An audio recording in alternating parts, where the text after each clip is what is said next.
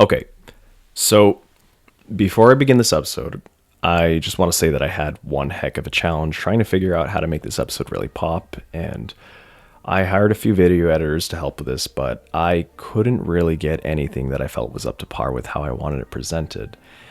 I wanted to make this a lot more entertaining without losing the educational aspect of this, but not only did that fall flat on its face, I kept pushing back this episode.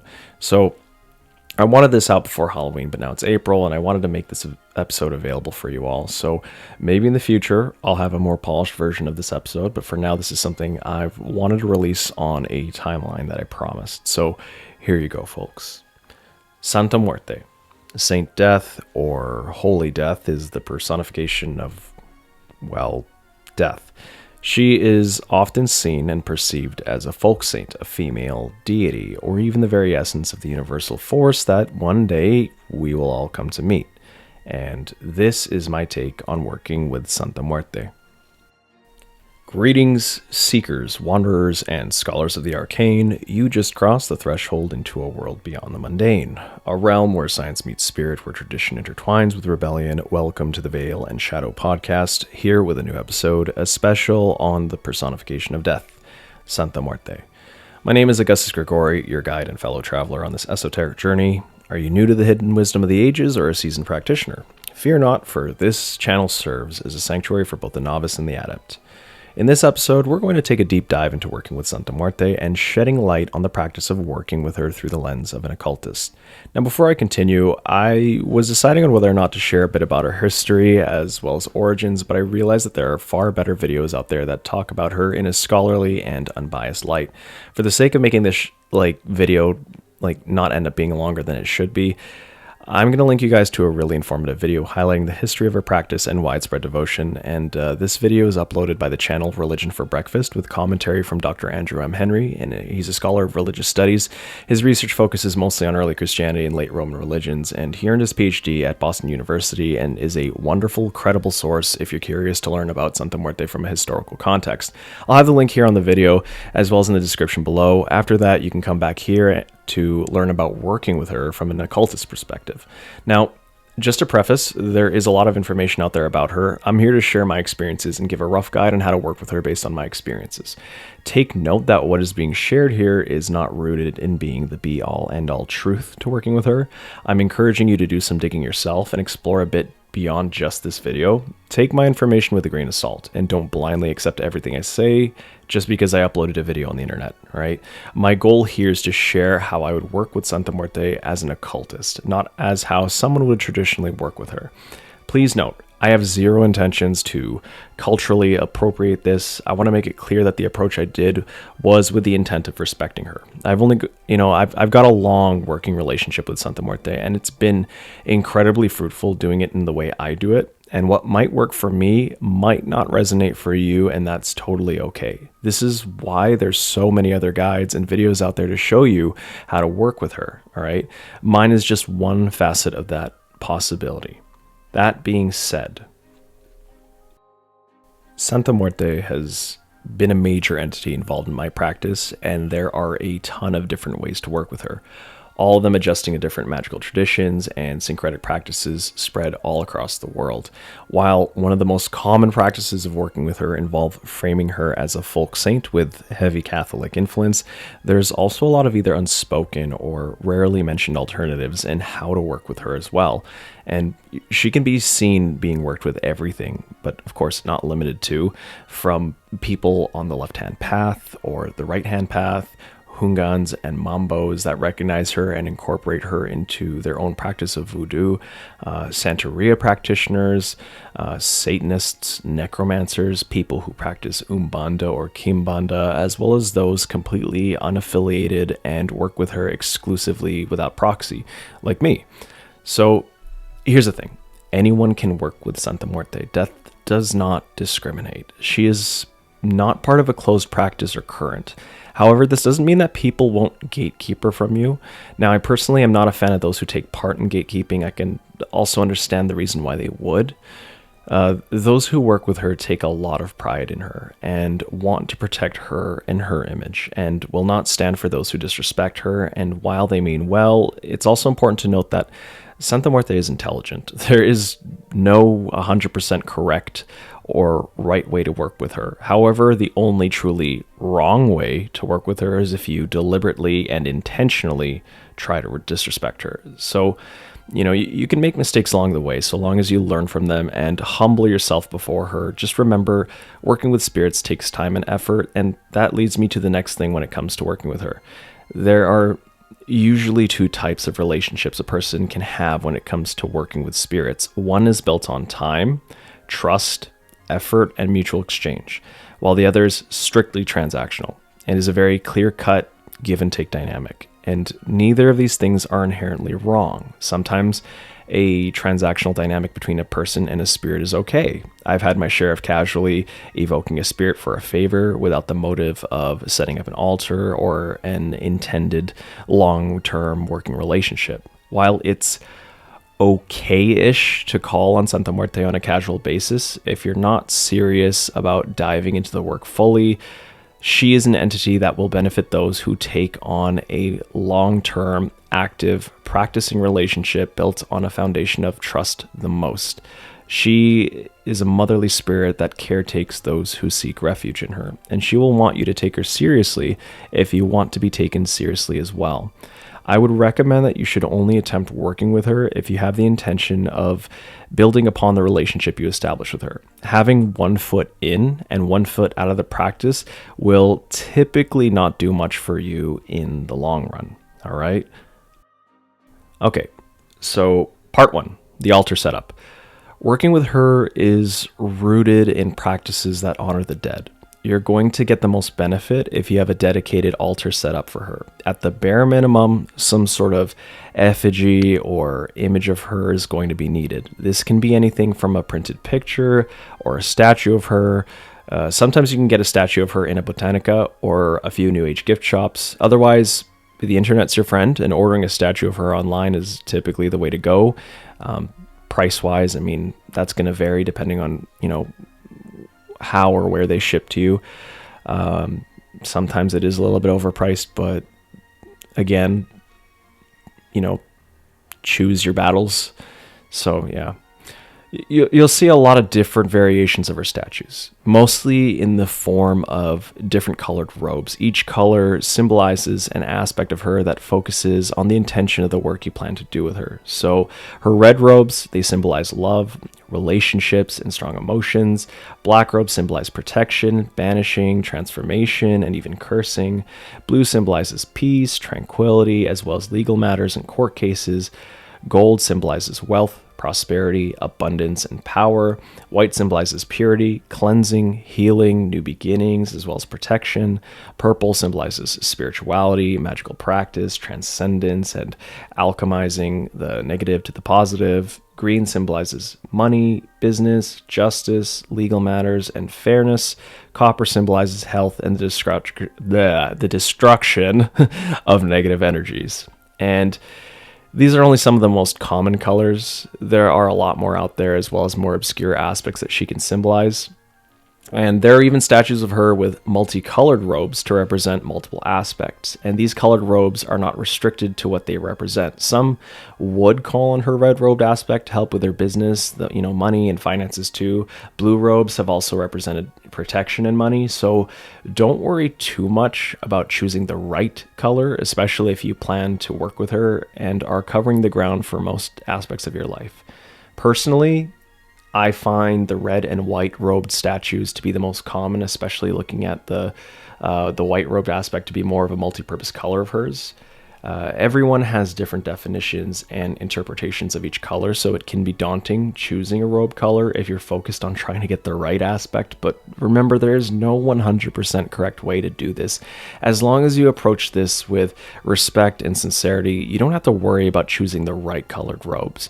My go-to better safe than sorry approach is to look for her multicolored robe aspect if you just want a little bit of everything without having to get multiple statues of her on the altar. All right, so universally, one of the biggest no-nos in working with her is to have her share an altar with another deity or spirit, and some would say she's a very jealous spirit in this case. If you have anything close to a communal altar or something that is shared, like with the pantheon of spirits you work with, I would strongly recommend you give Santa Muerte her own altar. You can put different kinds of color robed statues of her on the same altar, so long as it's her and her alone. Moving on to part 2, the offerings. So one of the most important things to consider while working with her is understanding offerings. She is an entity that needs offerings of some sort. Think of it like a payment for her fulfilling your request. It doesn't always have to be like a physical, tangible offering. Sometimes an offering in the form of a gesture works too. Some of the more common offerings are, but of course are not limited to, alcoholic drinks and spirits such as tequila, mezcal, rum, or beer, foods such as a home-cooked meal, candy, chocolates, baked goods, spicy foods, or foods with meat, and substances like tobacco or cannabis, and even other offerings like perfume, jewelry, flowers, coins, and cash, or pieces of clothing. And I usually do my offerings with a rotation of alcohol, flowers, chocolates, and tobacco when it comes to regular basis things.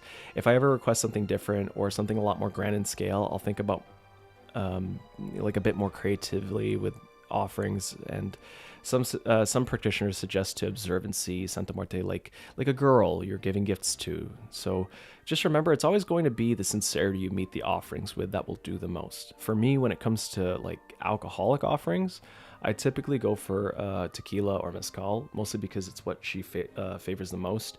You're encouraged to explore different things and see what she prefers more, but based on my own experiences and personal findings, tequila and mezcal are the best choices if you're entirely unsure.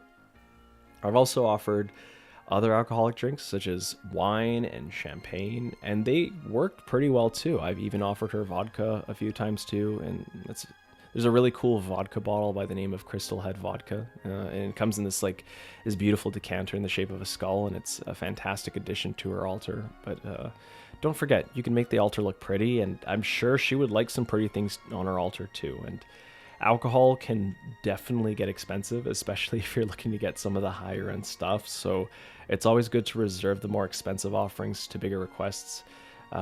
Beer is also a decent offering too. I've seen people saying that she favors Modelo a whole lot. I haven't explored that, so I can't confirm, but maybe you can shed some light on that in the comments below.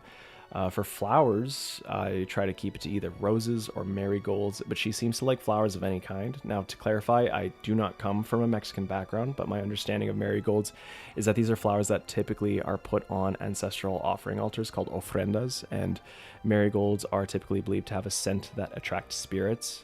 And in Mexican tradition, the Day of the Dead, or they call it the Dia de los Muertos, they put up these ofrendas to honor passed on loved ones, and marigolds are a very common offering. And this makes sense considering that the mainstream practice of working with Santa Muerte emerged from Mexico. Either way, having a bouquet of fresh flowers or even dressing her altar with its petals is typically the way to go. So just remember to regularly change the water for the flowers. Sometimes I would change the flowers once they dry up, but in some instances, I would keep the dried and dead flowers on her altar on purpose to symbolize death, and would have fresh flowers sitting with the more recently dried ones. The dried ones are really good for decoration too, by the way. Now, onto tobacco, which is probably one of the more important sources of offerings, at least in my opinion. For the record, tobacco is a powerful offering for any spirit. I find tobacco a sacred plant. Every now and then, I'll smoke socially or share a hookah with some friends, but I still choose to view tobacco as something that should be consumed with care and respect to the plant. However, what you do with it is your business. But based on my own experiences, I've used these types of tobacco products for offerings, cigars, cigarettes, and ceremonial tobacco leaves. I've even tried using vapes as an offering, but I found these are not very effective. It's likely that vapes themselves simply ignite and vaporize nicotine in a carrier juice that make it not necessarily tobacco in the sense of an offering, and because there's no leaves involved, therefore it's not really a viable alternative as an offering, so just keep that in mind. Again, sincerity is still the more important bit, so do what you must. Cigars are probably one of the best forms of tobacco to offer to Santa Muerte, especially Cuban cigars, because they're high quality. Of course, if you are American, getting your hands on Cuban cigars is basically illegal, as trade embargoes between the United States and Cuba are still active to this day, so purchasing or importing Cuban cigars is still not possible. Of course, they're not the only country that makes cigars, so you can get them from anywhere. I'm really fortunate that I don't live in the States, so I'm able to get Cuban cigars quite easily. But to circle back to, and say why I emphasize on the use of Cuban cigars is because of, the craftsmanship involved in making them. And they're pretty much second to none in quality. And if you're intentionally trying to give Santa Muerte like the best of the best in terms of a tobacco offering, then a Cuban would definitely be an amazing choice. My personal favorite offering to give her would be the Cohibas. There's one called the Cohibas Siglo 6 or Siglo 6 that she seemed to have really loved. Now, if you can't provide cigars for some reason, Cuban or not, a cigarette is totally acceptable choice. Personally, it's not something I'd view as the best choice, given that cigarettes are typically pumped with preservatives and other chemical additives that make the tobacco leaves inside of it less the star of the show and more so an ingredient in the composition of the product.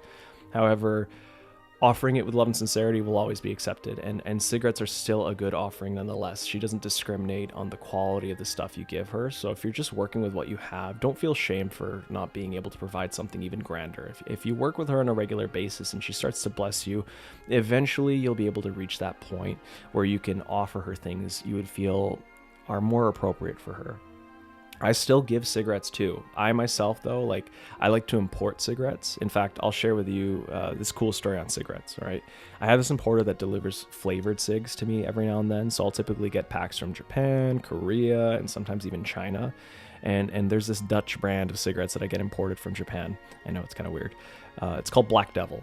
And they do a lot of sweet flavorings to tobacco, so if you're one to like chocolate or coffee-flavored cigarettes, please give them a try. Anyways, I was trying to order a pack of Black Devil mochas, and then my guy calls me. He's like, "Hey, I'm really sorry, but I'm actually out of the mochas. Would you be okay if I sent you something else?" And I have something that hasn't been tried yet by the other customers, but maybe you can tell me how those are. And I'm like, "Oh, okay, sure." Then upon delivery, I ended up getting a pack of these premium Black Devil cigarettes called the Grand 2000. And what was surprising about them specifically was the packaging. It had a picture of a skull wearing a crown, which is unlike anything the Black Devil brand has on their boxes. Typically, they have like a little cartoony devil with a pitchfork, but this one was a skull. And they were these wonderfully smooth vanilla flavored ones, and the cigarettes were black and gold in design, way different than the typical white cigarette papers that most cigarettes are made with. I remember seeing these and getting chills looking at the packaging. I took it as a sign that Santa Muerte wanted to have these ones, so I complied, and offered them to her, and she seems to really love these. If you find these, grab them. And another interesting story is when I got something called, and I apologize if I butcher the name, they're called Furong Wang Hard Blues. They're apparently top tier cigarettes sold in China. She loves these so much so I would typically light different cigarettes at the same time, and she tends to smoke these faster and finishes them faster than any other cigarette I offer her. One would argue that it could be the speed in which the papers burn, and sure, but from my own personal experiences as well as testing them out myself, the burn rate and burn speed of these cigarettes don't have as much of a difference. And I noticed that she smokes the one she favors at a dramatically faster rate, even faster than the speed of smoking I would go at. And lastly, on the tobacco offerings, ceremonial tobacco is a wonderful choice. You can burn them like incense, and they typically do very well. This is incredibly high quality stuff and is just plain Jane high quality cured tobacco leaves that are made with the intention of being used in ceremonies and offerings. There's not much I'll talk about when it comes to ceremonial tobacco, mainly because it's exactly what it is. I'd say if you can't do high quality Cuban cigars but want to go all out with tobacco offerings, go this route and get some ceremonial tobacco leaves. Those are the best. Okay, so part 3, the practice. Now, offerings aside, let's talk about the other stuff, the actual practice and working with her in general. If you're starting off, there's 2 things you must always have on her altar: her light and her glass of water. So let's expand on the talk about the glass of water first. While this is somewhat considered an offering, it's also a necessary altarpiece to act as a conduit. It serves as something to help her energy flow through your space. It's a bridge between her realm and yours. She also uses that water to absorb any heavy or negative energy from you, your home, or any offerings. And the water is also super important because it's a feedback tool. It shows signs that indicate how she responds to your energy, offerings, or environment. So this is vital. There's a lot of common interpretations on how the water behaves, and I myself monitor the water in a similar way to most devotees. So, for example, if you notice some bubbles in the water, it's typically a positive sign. It usually means she's pleased with the offering or devotion, or she's pleased with something you've done recently. It's also a powerful sign that there's some energetic activity and that she's working on your behalf or strongly present in your space. Some even say that the size and number of bubbles correlate to how much spiritual energy is moving. If the water is cloudy or has some weird blurry residue or film in it, then it's supposed to mean that she's pulling negative energy away from you or from your space, your spell work, or even from your house. So it's a good sign that you're being protected from her and by her. Not from her, sorry. You're being protected by her. And that's also a good sign to change the water as well. If there's floating particles such as dust or sediment in the water, then it means that you're neglecting to keep the altar clean. Go figure. I think that's pretty obvious. But it can also mean that she's calling attention to stagnancy, whether that's in your spiritual or personal life. Now, if the water starts to smell, then that's typically a bad sign. It can reflect deeply rooted negativity, spiritual rot, or unresolved emotional filth. And this can mean that you're inviting her energy into a space that needs some serious cleansing. So cleanse your space. Lastly, if your glass cracks or breaks, then it's typically touted as a serious warning sign, and it can mean that the water, and thus she, absorbed a spiritual attack or took on something way too intense, and for that, dispose of the glass with respect and thank her for her protection. The water needs to be replaced every day if you're actively petitioning her, or weekly if it's just general veneration. However, immediately replace the water if you spot any of the negative signs in the water. Moving on to the topic of her light, having something like a candle for her. It can be any candle. A tea light is perfect. I usually use the following colors in the altar, which is purple, white, and black. And that's always my going combination of candles that are ever present in the altar. Whenever I have a specific request, I'll usually pop in a novena candle suited for the petition that I have. I don't find that the specifics of the candles matter as much, so long as you have a candle lit for her to honor her. Some would even say a candle should be lit at all times in her altar, and that she must always have her light there at all times. And as we know, of course, candles eventually burn out.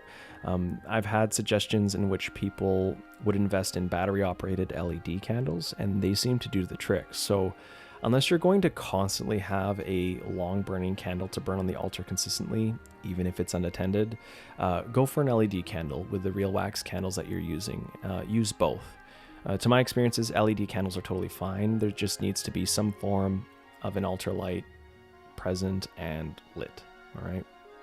With all these little tidbits of practice, just keep in mind there's no need to be perfect, but you're also encouraged to put your own spin on things to keep things creative and original. And you're not just building an altar, but you're also cultivating a unique relationship with Santa Muerte. So put your own creative flair into it, have fun with the altar, but do so with respect and reverence. Besides these two vital altar elements, there's other things to incorporate. Things such as incense offerings, as well as divination tools to use as a communication aid and as a channel for Santa Muerte to give you signs or to give her a better medium to talk to you. So let's go with incense first. In my beginning years of working with her, I typically stuck to two types of incenses, and that's rose incense sticks and sandalwood incense sticks. These were my go-to choices, but the choices I make now have evolved over time. Now I typically lean to incense resins. If you're experienced in making incense blends and powders, you can really flourish with your creativity here. And Santa Muerte isn't too fussy when it comes to incense. She's typically open to all sorts. Of course, depending on the aspects and the robes you work with, there are more optimized choices on incense offerings. However, don't be too hard-pressed to get it right. Typically for love workings or working with her red-robed aspect, incenses like rose, cinnamon, or dragon's blood will do you good. For her black robes, I usually stick to copal, rue powder, or tobacco. For her white robes, I offer copal blanco, sandalwood, palo santo, or any incense with jasmine or gardenia. For my regular workings with her and regular devotions, I typically make a 3 Kings blend of incense resins where I mix copal blanco, with myrrh and frankincense. And usually frankincense is sold in blends including myrrh, but I'd actually encourage you to get them separately and at a better grade than what you would typically get at a New Age store. And so there's this shop I regularly buy from online, and no, this is not sponsored. In fact, they don't even know that I'm mentioning them, but there's a business called Apothecary's Garden that sources incredibly high quality incense resins from all over the world. They used to sell their goods on Etsy, but they have their own website now, and I would strongly recommend taking a look at their wares if you got the cash for it and want to take your offerings up a notch. And they have this wonderful frankincense resin called frankincense occulta, and it's sourced from the northern region of Somalia, and the smell is incredible and higher quality than anything you'll get elsewhere. I've never gone back to buying bulk frankincense from, God knows where, and I've been trying different regional variants of resins every now and then to see how it helps the altar and how it smells. This isn't 100% necessary, but the gesture of doing these things makes a difference and really builds upon the relationship you cultivate with Santa Muerte. Not only that, it actually keeps the altar and the incense burner or sensor cleaner like higher quality, and higher graded incense resins typically don't have those little bits of bark on them and will burn and melt more efficiency, leaving like little residue to clean up. All right, so yeah, if you want to keep your burners nice and clean and well tidy, the higher quality stuff is going to be a lot easier to clean. Okay, again, it builds upon the relationship you cultivate with Santa Muerte, which actually helps transition to the next altar element to help cultivate the relationship with her, and that's going to be divination tools. Part 4, contact. So, to put it plainly, work with what works for you. There's a ton of divination tools that you can use to hear messages from her, and your results will vary depending on your experience with that medium, as well as your skill level in interpreting the messages. I myself, I'm basic. When I'm not using any form of like clairaudience to listen to what she's saying, I'll either use a deck of tarot cards or oracle cards, or I'll use something like a pendulum altogether with a pendulum board. But you can use any deck that works for you and for her. But personally, like, if I were to recommend any sort of decks for tarot cards, obviously the Rider-Waite deck, it's a classic. There's the Santa Muerte Tarot by Fabio Lestrani, perfectly themed for it. And lastly, I would also recommend the Marigold Tarot by Amrit Brar. For oracle cards, my favorites are the Santa Muerte Oracle, also made by Fabio Lestrani, the Mirror Oracle, which is also made by Amrit Brar, the person who made Marigold Tarot, and the White Light Oracle by Alana Fairchild. A little bit different of a choice, but I do like the White Light Oracle. I can only speak and vouch for decks I personally have used myself, so if you have any decks that you like resonate with more than another, I'd say go for it, experiment. But there's also another cartomancy element that you can use that is neither a tarot deck or an oracle deck. In fact, I'd go so far as to say that this is, in my opinion, the best medium of cartomancy you can apply when it comes to communicating with her, and that is those Mexican Loteria cards. And these cards originally were purposed to be nothing but playing cards and have even been given the name Mexican bingo cards. But Loteria cards have also been used as a form of divination, and in this case, I find these to be the best way to talk to her. I feel like I've only gotten really accurate readings from using these cards with her, and the best part is you can get these almost anywhere, and they're sold on places like Amazon or even sold in Mexican grocers. They're pretty like cost effective, so consider those. It's pretty easy to learn. There's a lot of guides online that you can use to interpret these, and they're fantastic. There are other ways to contact Santa Muerte, too many to list, to be honest. If you're an experienced channeler, you can channel her essence and communicate with her through that. If you have any form of clairvoyance, clairaudience, clairsentience, or claircognizance, like, try leveraging it and practicing making contact with her with it. Like, the sky's the limit. But, also play it safe. Be aware that when you open channels of communication to spirits, and this isn't exclusively for working with Santa Muerte, it's important to make sure you're actually talking to the right spirit and not an imposter spirit or something more sinister. I won't go into the topic of sniffing out imposters or closing portals and the sort on this video, but the best word of advice is this: be smart, have some common sense, take care to have the proper kill switches for a ritual or method that might go like south, and stay safe, stay in your lane. And while we should all learn to grow our practice and explore new ideas, it's just as important to not be overly ambitious to the point where we end up flying a little bit too close to the sun. So part 5, do's and don'ts. Moving on to some more practical stuff, let's talk about the do's and don'ts. I'm going to put this on very loosely because I'm not an authority that can tell you what is truly right or wrong when it comes to working with her. If you have a good relationship with Santa Muerte and you're able to figure out if she likes or dislikes something, listen to that, right? First thing to do with her is to always say thank you. Your P's and Q's will take you far, so be kind, be polite, be respectful. This shouldn't be news to you, but this is a spiritual connection you have to approach with respect no matter how you cut it. Work within the formalities of your practice if you're incorporating her into your paradigm. So for those who operate on a more Catholic-leaning practice, there's usually a series of preliminary prayers or rosary prayers that one would do before reaching out to her. Now, I myself am not practicing any form of Catholicism, so this doesn't apply, but I still approach things with respect nonetheless. So if you do have a practice that involves specific methods to open or close a ceremony, do so. Include her into your life, into your spiritual life, and more importantly, into the nuances of your practice. So another do is to talk to her. She hears you, and beyond the altar, she's also with you. This goes with any entity that you work with. When you get into the habit of communicating with the spirits you work with, eventually, like, you'll pick on subtle signs and patterns, kind of like a learned language between you and the entity. When you're in tune with the spirits you work with and you're certain that you're in communion with them, it's encouraged you get into the habit of talking to them. Of course, you don't need to talk out loud lest you want to get some strange looks by random people passing by, but acknowledging their existence and presence is huge for any connection you share with an entity.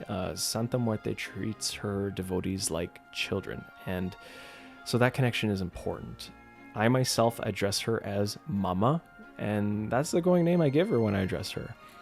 Another major do is do fulfill the offerings when she fulfills your petition, and this is huge. So if you make an agreement with her, meet her all the way. If she's going through the trouble of giving you what you asked for, it's only fair for you to fulfill your end of the deal. That's plain and simple.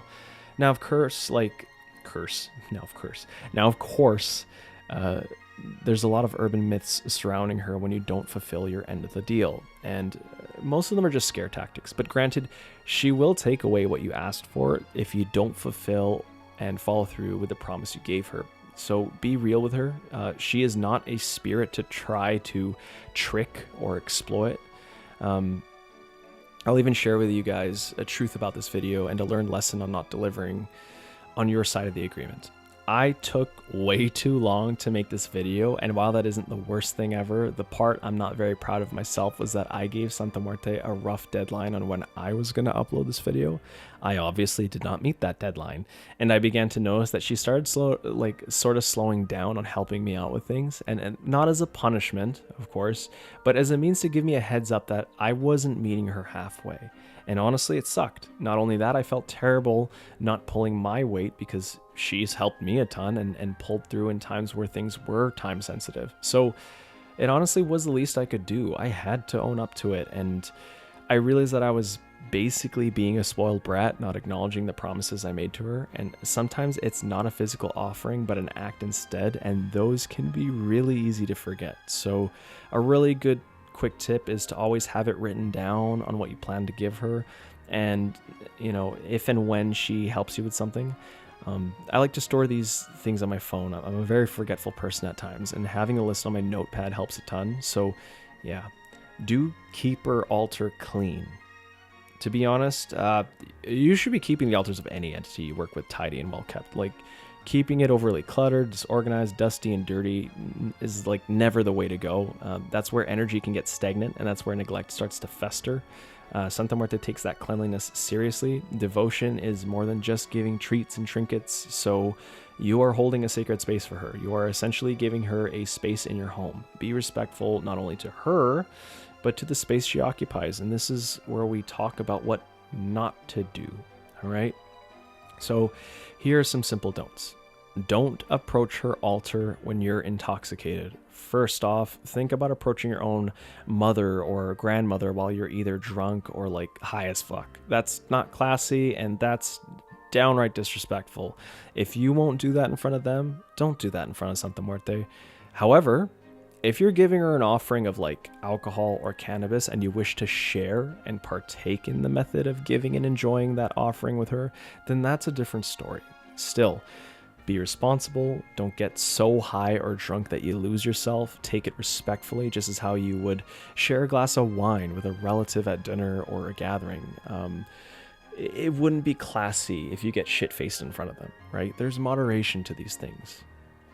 Another thing not to do, don't have sex in front of her altar. It's pretty much the same with the whole thing about not doing degenerate things in front of family. You won't do that in front of your own mother, so don't do it in front of Santa Muerte. If her altar is in your bedroom, then consider like draping a cloth over the altar to cover it out of respect. Otherwise, just do it somewhere else, or just have the altar somewhere else. Another don't lie to her. You can't lie to her. She knows when you're lying. Okay, so be real. It doesn't matter if what you're asking isn't the most like morally sound thing at times. You just don't lie. You don't engage in mental gymnastics. Give yourself time to be honest, and she will love and respect you more for it. And the worst case scenario is she says no. You cannot and you should not try to lie or twist your words to manipulate a narrative. She sees it all, and she isn't going to tolerate you lying to her. Be honest, be vulnerable, and just open up on your real self. You can maybe lie to human beings, but you can't lie to her, right? Just don't do it. Don't ignore her lessons. If you haven't gotten out of your teenage rebellion phase yet, then, well, you need to do some deep soul searching, because she will teach you valuable lessons in your life. Always for your benefit, never for you to suffer on. So being a rebellious moron might not be the answer to things. So you can't force your way through everything by being bullheaded, and unlike a parental figure, she can actually deal some heavy-handed consequences if you're not going to behave. Trust me, like a supernatural force of death has an insanely powerful amount of foresight to know what you're getting into, and she knows what's better. I really mean that. Real human parents are flawed human beings, so they're capable of making mistakes. They don't have that kind of foresight, so sometimes their actions might not be the most helpful. Your rebellion during those developmental years were there for you to figure out your own autonomy as an adult, and for you to act on your own legacy, on your own agency. This isn't the case with a spirit like Santa Muerte, so don't treat it like that. Okay? I could go on forever with the do's and the don'ts, but if you have an ounce of intuition and common sense, you'll be able to navigate through this without much of an issue. And look, also understand this. She is a neutral force, all right? A neutral spirit. Good and evil, right and wrong are all but a spectrum to her. While it can be typically harmless to view her as a being of pure love and a joyful, sweet mama, you have to understand that she's not going to be like that all the time. If someone is causing you problems, she will not hesitate to fuck them up. Not only that, she can be brutal. She won't pull punches. She can be a harsh teacher if you're not too stubborn to learn the lesson, or if she knows that you only move when things get dire. So accept that she is the way she is, and that there will be a bit of chaos involved in working with her. This is the case with a lot of powerful entities. And an incredibly important don't is don't share her altar with other entities, or get her in any situation that has her either competing with another entity or being compared to another entity. I know I talked about this earlier, but like heavy emphasis on this, okay? She is known to be a jealous spirit. Dedicate a space for her and only her, and leave the communal altars for different entities that you know will play nice. It's also important to know that even though her appearance may be a little Marian in nature, which means like resembles the Virgin Mary, this doesn't mean you are to put any iconography of the Virgin Mary or anything that involves the Virgin Mary on her altar, okay? So beginners typically make that mistake. They are not the same.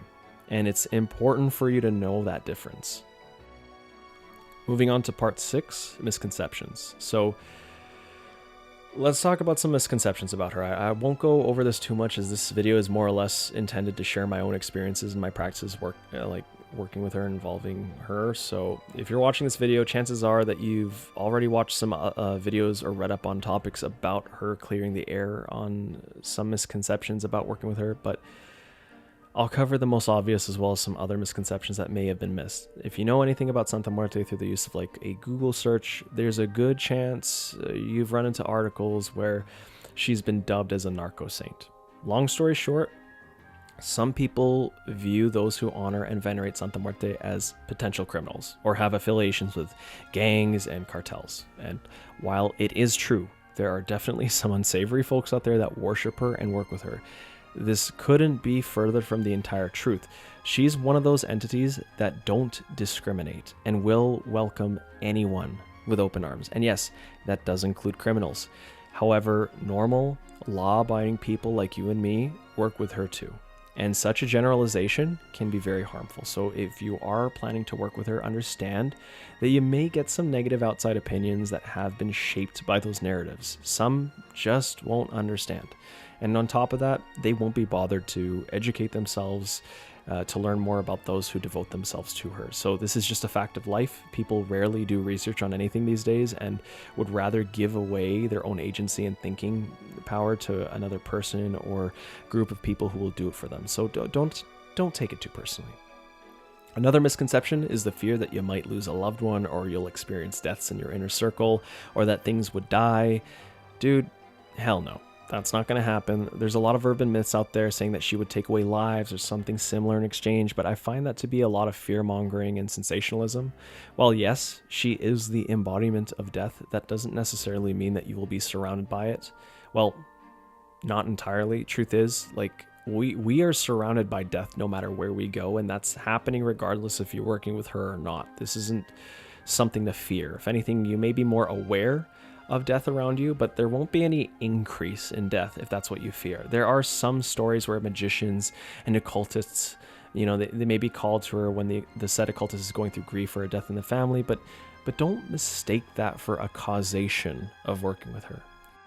Okay, so I just want to make a really quick revision because this was one of the other misconceptions, but I totally butchered what I was going to say with this. So I'm going to just give you guys a more revised version of this. So lastly, it's important to know that there also exists a similar entity by the name of San La Muerte or Señor La Muerte. And this is a skeleton saint venerated in regions like Paraguay, Argentina, and parts of Brazil. And this is not Santa Muerte. This is a completely separate figure, often understood as a male embodiment of death.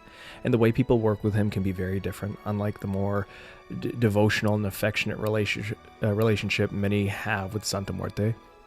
San La Muerte is often approached in a more transactional way, and in some traditions, the relationship is based on obligation, where devotees expect results in exchange for their offerings and may symbolically withdraw or withhold those offerings if the requests aren't fulfilled.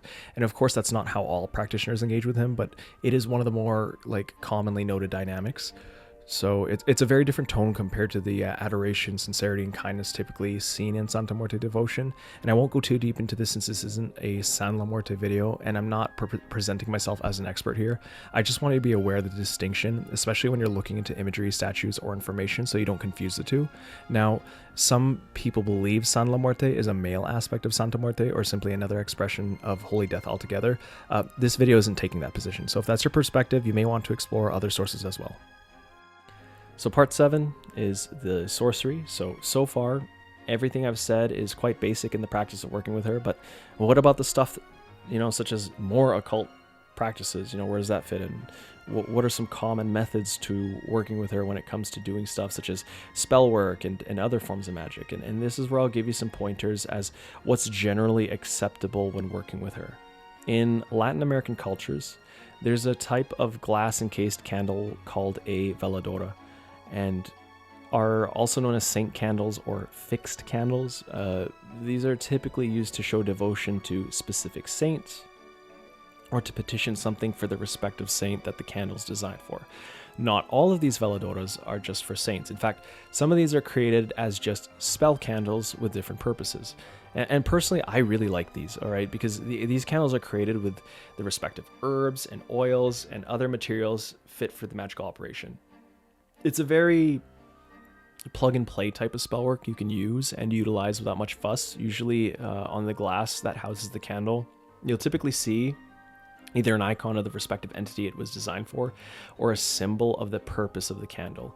And on the other side, there's either instructions on how to burn it and use it, and there's some sort of prayer or oración that you can chant when lighting the candle. And these candles are really popular with devotees, and they can pack a punch when you house them in Santa Muerte's altar. You can buy veladoras online in botanicas, niche New Age gift shops, or in some Mexican and Latin grocers if you don't want to make one yourself. And there's also there's a ton of veladoras that were created with a purpose of working with Santa Muerte, and there are also veladoras that are universally used in different forms of magic or brujeria that are appropriate for her altar. And I'll give you guys some examples, okay? So the Just Judge candle, also known as the Justo Juez, is it Justo Juez? I don't know how they say it exactly, but they can be burned on our altar for things such as justice, legal workings, and court cases, and they're typically burned for the black or green robed aspects of Santa Muerte and are great for empowering petitions given to her.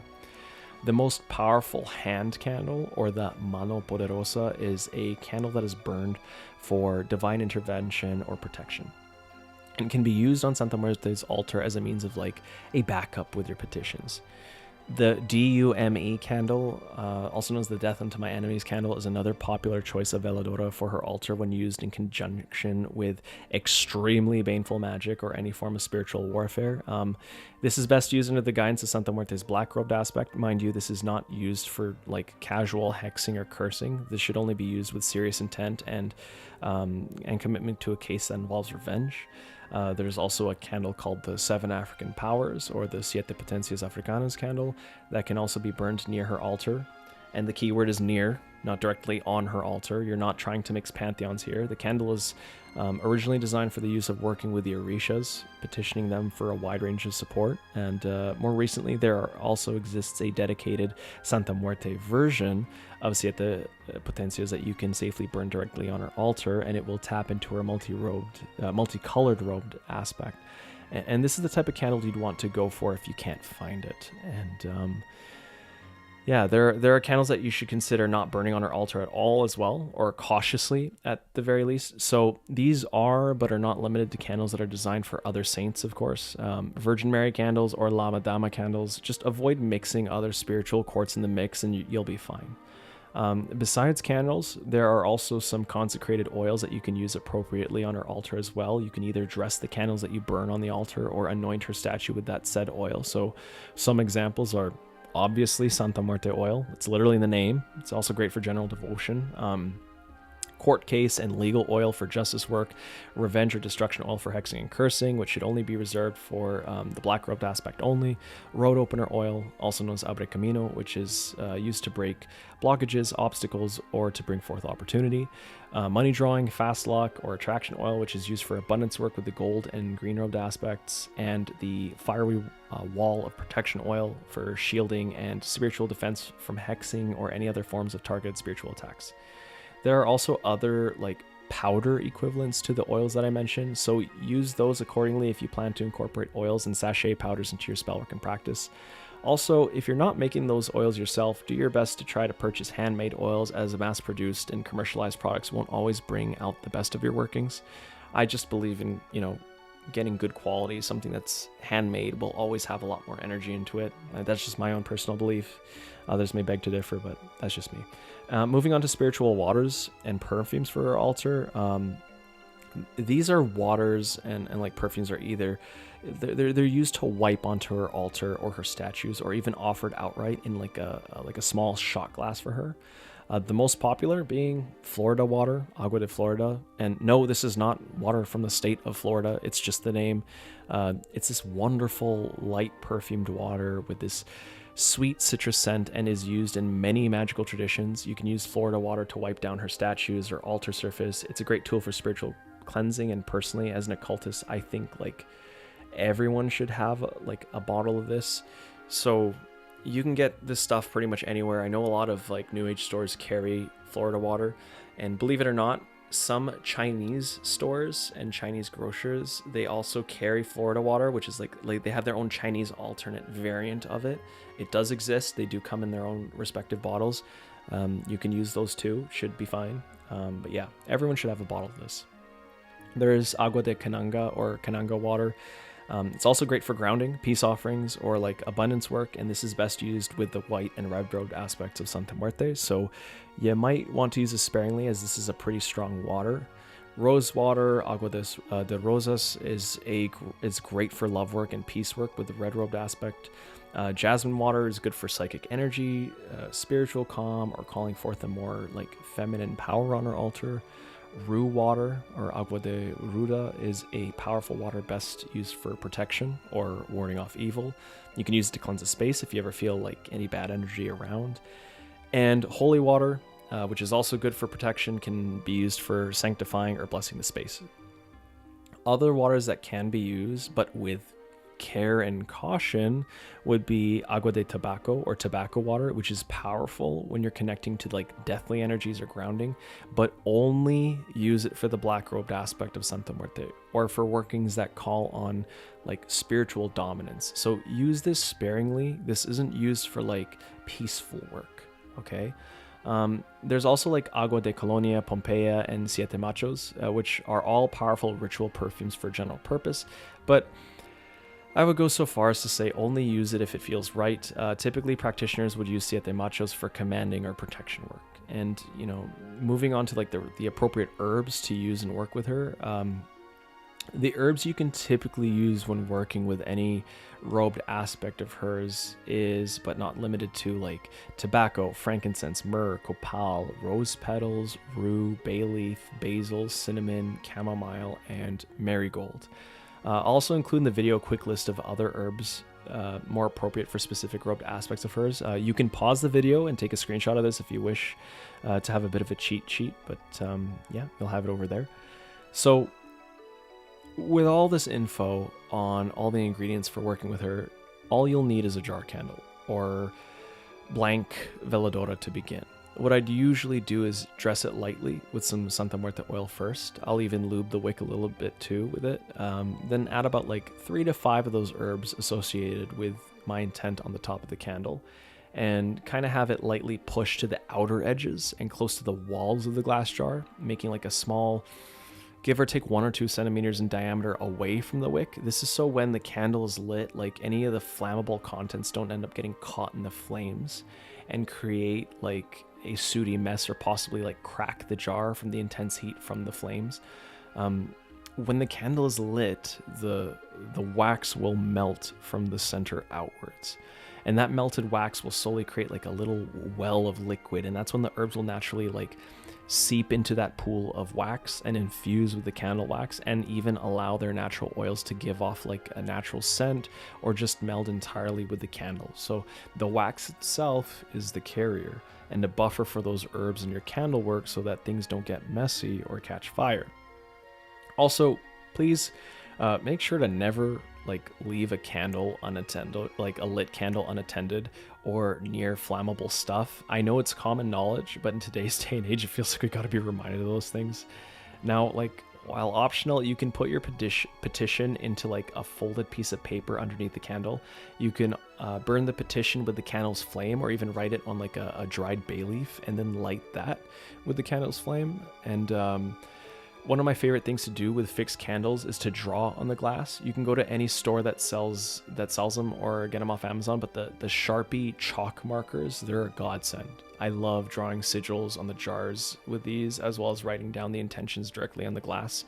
It's such a game changer when it comes to preparing these things. Just take note that you don't need to do any of this, and that regular devotion is already enough. This is for those who want to take their practice up a notch or just be more magically involved through other methods.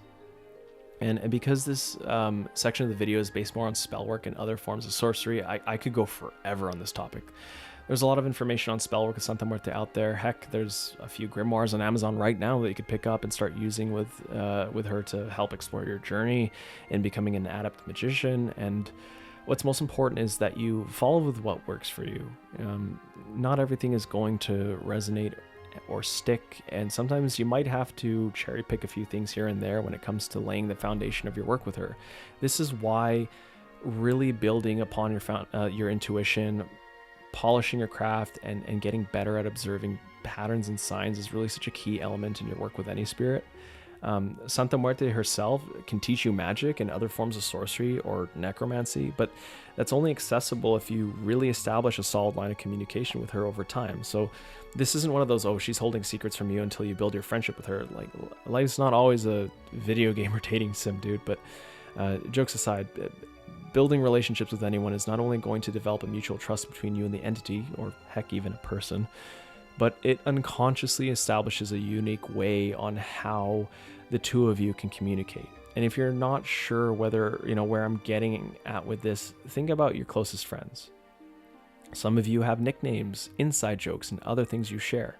Maybe even so much as giving your friend a specific, look can say all that needs to be said without even uttering a word. And this is kind of the same thing with spirits you work with. You end up developing your own sort of inner language, and as that picks up, you also learn how to communicate and interpret meanings and signs in different things. This is one of the keys to how spirits and the like can teach you magic and teach you ways on how to employ it properly. Again, this doesn't just apply to Santa Muerte, but it also applies to any spirit you know, or even to a degree, any person you know. What my video is here to give you is a loose framework on how to work with her, but not rigid enough where you can't explore outside of it. Magic and the practice thereof has its two extremes of very precise ceremonial practices, auspicious events, etc. And then there's the more intuitive side of things, the unexplored, the UPG, the side where the newer breakthroughs arise from. Magic eventually teaches you how to think for yourself, to be able to explore things and learn to see things with more curiosity. It asks you to stare at the chaos in the face and not let it faze you.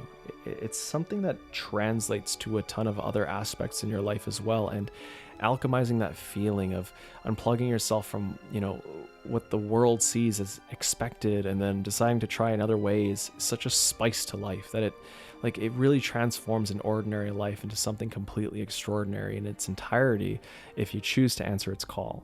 All right. So before you start typing in comments something like, is there any good alternatives for this herb? Or I only have blue candles. Can I use that for money work?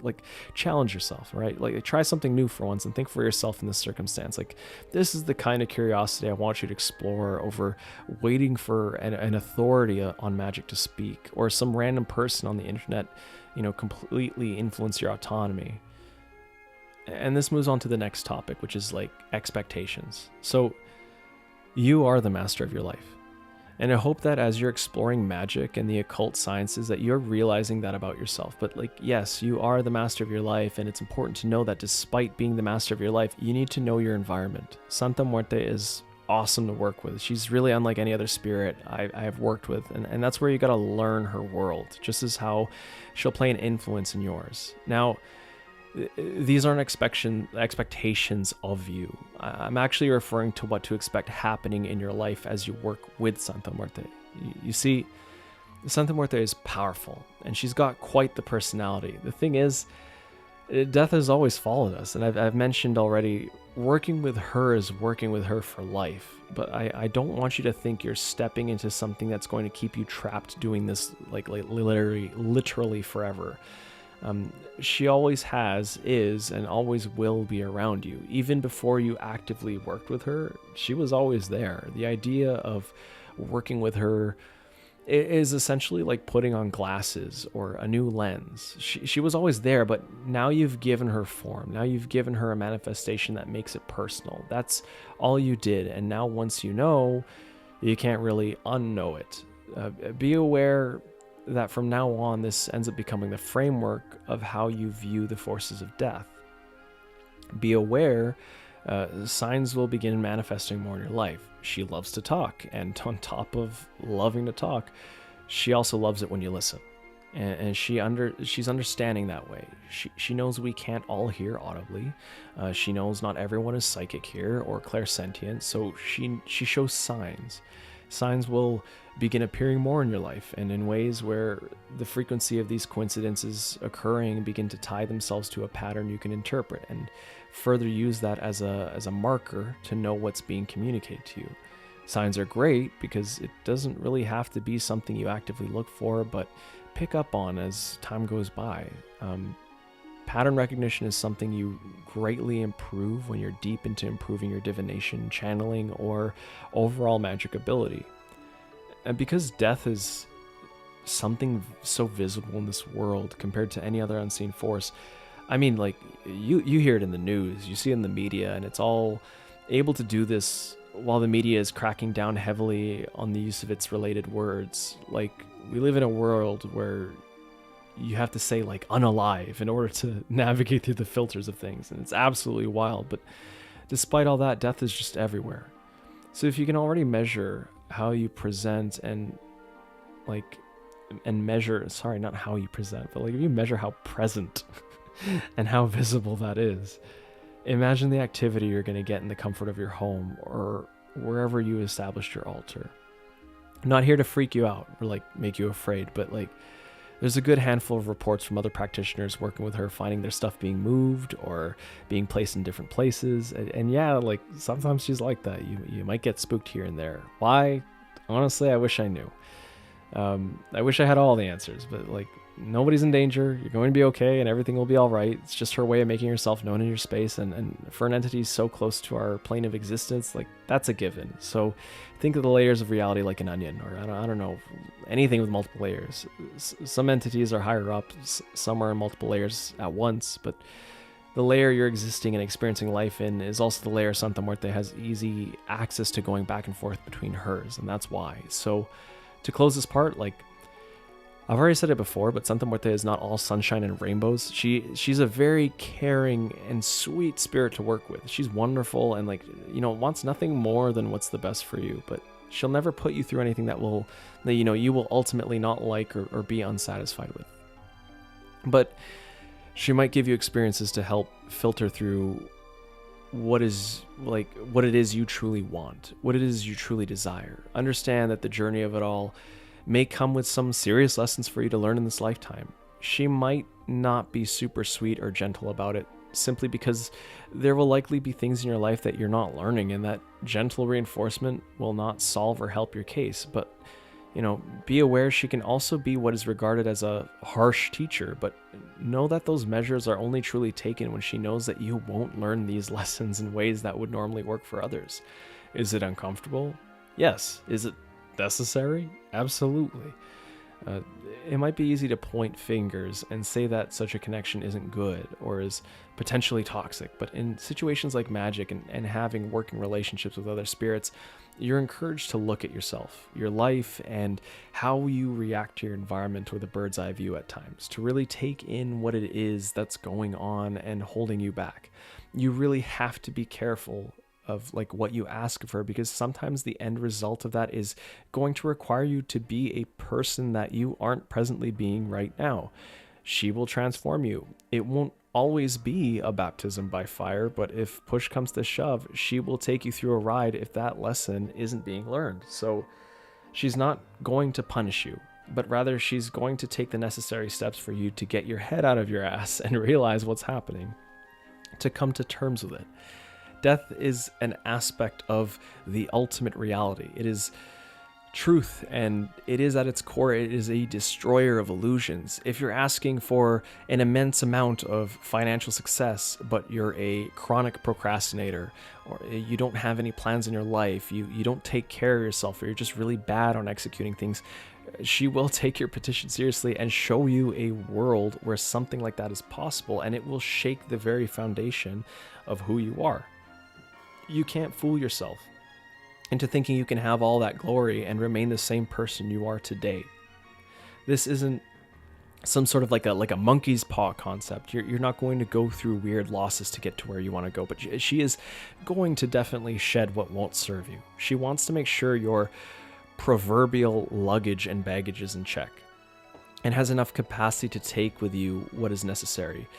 Some people really fear working with her because they're afraid their lives will turn upside down from her influence. And if that's the case, the fact that their lives needed to go through that route says a lot about them and less about her. She's just helping you make space for what it is you asked, but only you were the one trying to negotiate or bargain with that outcome and how that outcome should look like. So part 9 is tips. This is the real last part. Basically, this is just a small resource recommendation more than anything. Small tips that will help your journey in working with Santa Muerte, at least from an occultist perspective. First tip is to explore what's out there by looking at different examples of how others practice. Go visit a Botanica or go check out her Santa Muerte subreddit on Reddit if you want to see what something like this looks like. While your relationship with her is completely unique and personal, it's also important to really see where the practice of working with her comes from.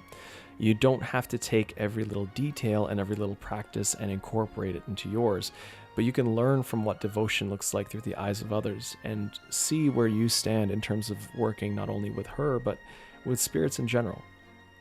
Second tip is to not be afraid of, taking shortcuts and getting tools. Botanicas and small shops are already out there selling things like Santa Muerte oils, incenses, and veladoras, like fixed candles if you already forgot what those are. Those are the veladoras. You can really up your practice by leveraging what others create too, and you can really magnify your practice with them. Is it necessary? Nope. But is it helpful? Absolutely. So just take note from my own experiences. Amazon isn't really the best place to purchasing like her supplies, but you'll find a few statues of her here and there, and they're great. But if you're looking for other materials, a good Google search or a skim through Etsy will typically help you more. If you live somewhere where such a practice isn't known, or if occult products aren't sold in your area, or if you just can't afford such supplies, learn to make your own. And don't be afraid of missing a few key ingredients here and there. Just be sincere with your practice, and she will know where you're coming from. And the last tip is this: the truth is, not everybody takes kindly to others' practices. Some will gatekeep her from you. Some might even say you're doing this all wrong, or some might just flat out condemn you for working with her. And regardless, have some strong boundaries in protecting your practice. You don't have to tell anyone about it. Actually, you probably shouldn't anyways. Working with her is usually secretive and anonymous. Sharing about her with everyone isn't really the smartest thing to do, and if you ever wish to share, make sure it's with people who align with it and won't approach your sharing with judgment or anything malicious. All right? And that's the practice. Of course, there's so much material on her, too much to cover. I hope this video serves as a useful primer on helping you work with her, and this goes especially to those who want to work with her without all the Catholic themes. Making this video took a long time, months, and the reason being is that I really wanted to make this video as fleshed out as possible, that both the most novice practitioner to the most adept magician can approach. Truthfully, I'm just scratching the surface. There's a lot out there that not only I can't cover, but also a lot out there that is entirely going to be left up to you to figure out as you go down this road of practice. So explore, have fun with this, but also be open to new experiences too.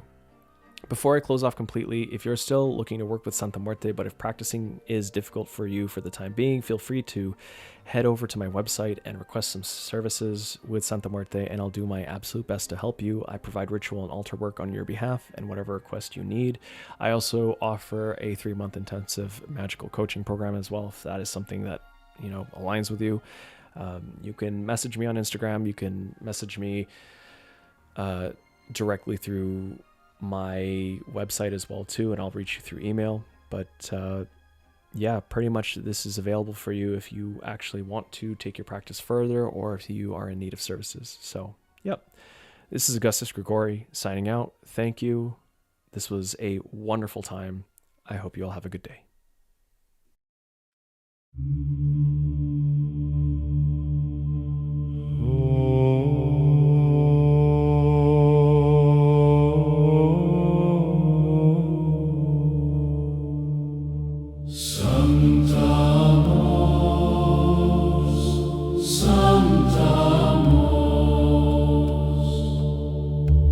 Santissima Morte,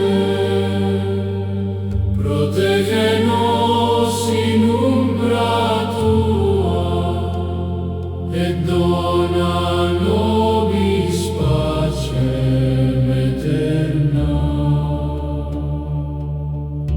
O Santissima Muerte,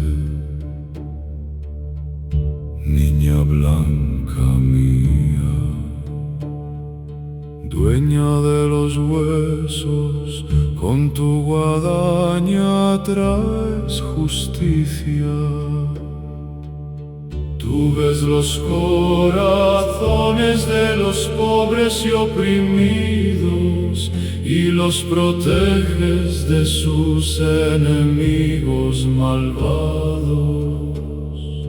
En la oscuridad de la noche tú eres la luz, la flaquita madre mía, dulce y fuerte. Cortas las cadenas del miedo y del dolor y abres el camino a la vida verdadera después de la muerte.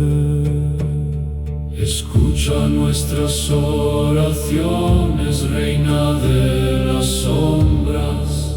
Tú que recibes a todos por igual, danos fortaleza en esta vida y una muerte santa al final de nuestros días.